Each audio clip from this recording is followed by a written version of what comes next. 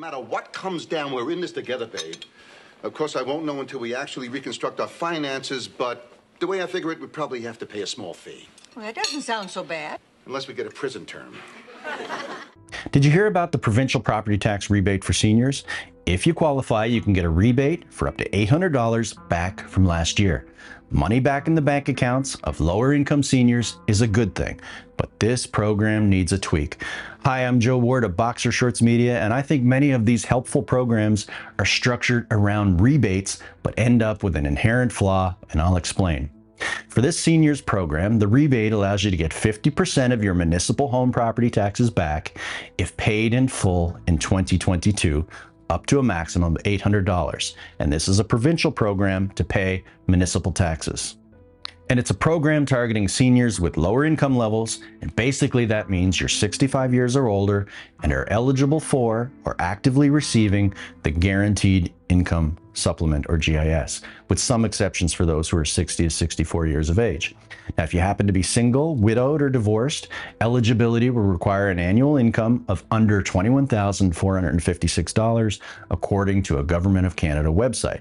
Now, just for perspective, the highest income with eligibility would be for $51,408 for couples with special circumstances. My focus today is going to be on a flaw that causes unfairness and how this system works, not on the details of eligibility criteria or income levels. So what's the flaw?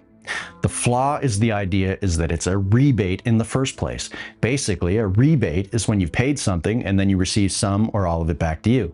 Now, on the other hand, a credit is some value that is assigned to you or on your behalf that you can utilize, sometimes without any conditions on you paying anything. Those are simplified uses of the terms, but it's sufficient to convey the change I recommend.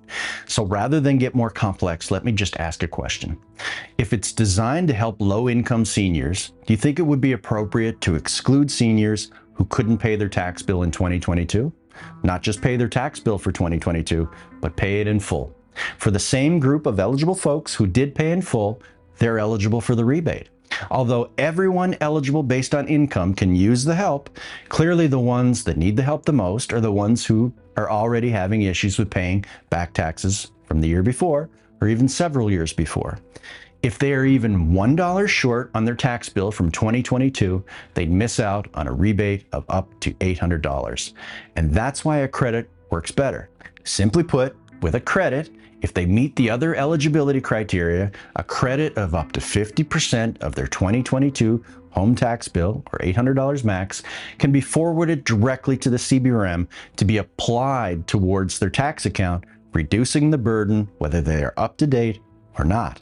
Think about it. The $800 is a far bigger financial lifeline for those who are struggling to pay than for those who have managed to do so, even though both groups should receive it. You know what happens if those seniors or anyone else gets behind on their taxes?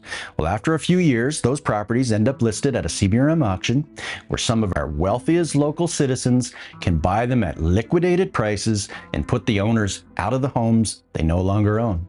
I posted about this concern in a reply to Minister Brian Comer's Facebook page, and I didn't receive a response because Brian Comer doesn't respond whenever it's not a glowing review of himself or his government.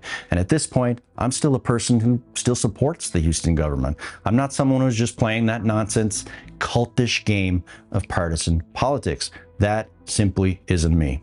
I hope Minister Brian Comer is paying attention because I know what I've described is a real issue of unfairness, and there is a better way to implement the program. And perhaps if we can get this suggestion into the hands of a politician that doesn't hide from light criticism, we could make the very simple changes necessary to improve this program.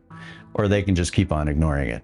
Now, if you agree with me, let Minister Brian Comer or MLA John White from the Bay know that you think this change from rebate to a credit is the right way to go to protect seniors from financial pressures due to the excessive taxes and the eventual loss of their homes if they can't keep up with the bill. To make sure you don't miss out on any upcoming episodes, subscribe now to Boxer Shorts Media via your choice of YouTube or Facebook. I was audited. I got money back from the government.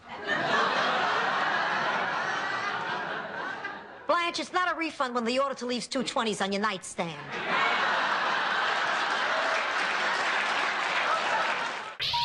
Please hang up and try again.